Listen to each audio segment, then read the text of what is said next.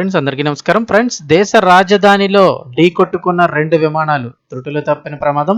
అసలు ఏం జరిగింది, ఏంటి వివరాలు తెలుసుకుందాం. వీడియో పూర్తిగా చూడండి. అలాగే తప్పకుండా ఒక లైక్ చేయండి. మరిన్ని అప్డేట్స్ కోసం ఛానల్ని సబ్స్క్రైబ్ చేసుకోండి. వివరాల్లోకి వెళ్ళిపోతే దేశ రాజధాని ఢిల్లీలోని ఇందిరాగాంధీ అంతర్జాతీయ విమానాశ్రయంలో పెను ప్రమాదం తప్పింది. రన్వే పైకి వెళుతున్న క్రమంలో ఆకాశ ఎయిర్ అలాగే స్పైస్ జెట్ విమానాలు 2 ఒకదాన్నొకటి ఢీకొన్నాయి.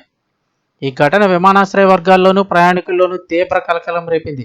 వివరాల్లోకి వెళ్తే విమానాశ్రయంలో విమానాల కదలికలు జరుగుతున్న సమయంలో ఈ ఘటన చోటు చేసుకుంది.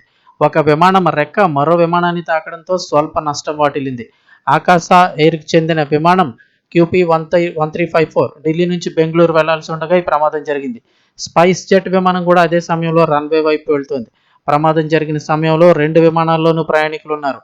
అయితే విమానాల వేగం చాలా తక్కువగా ఉండడం వల్ల ఎవరికి ఎటువంటి గాయాలు కాలేదని, ప్రయాణికులందరూ క్షేమంగా ఉన్నారని విమానాశ్రయ అధికారులు అయితే కనుక ప్రాథమికంగా ధృవీకరించారు. ఇక్కడైతే చూడండి, రెక్కకైతే కనుక ఇంకో రెక్క దూసుకువెళ్ళడం వల్ల ఇది కట్ అయిపోయింది. ఒకవేళ ఏదైనా స్పీడ్ రన్నింగ్లో కనుక ఈ ఘటన జరిగి ఉంటే పెను ప్రమాదమే జరిగి ఉండేదని చెప్తున్నారు.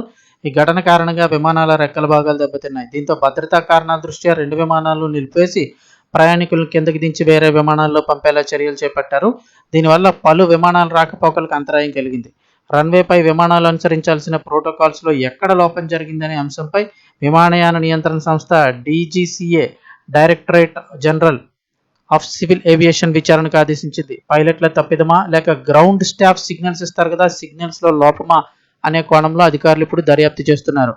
ఢిల్లీ వంటి అత్యంత రద్దీగా ఉండే విమానాశ్రయంలో ఎలాంటి ఘటనలు జరగడం భద్రతా ఏర్పాట్లపై ఆందోళన కలిగిస్తోంది. అదృష్టవశాత్తు పెను ప్రమాదం తప్పడంతో అంతా కూడా ఊపిరి పీల్చుకున్నారు.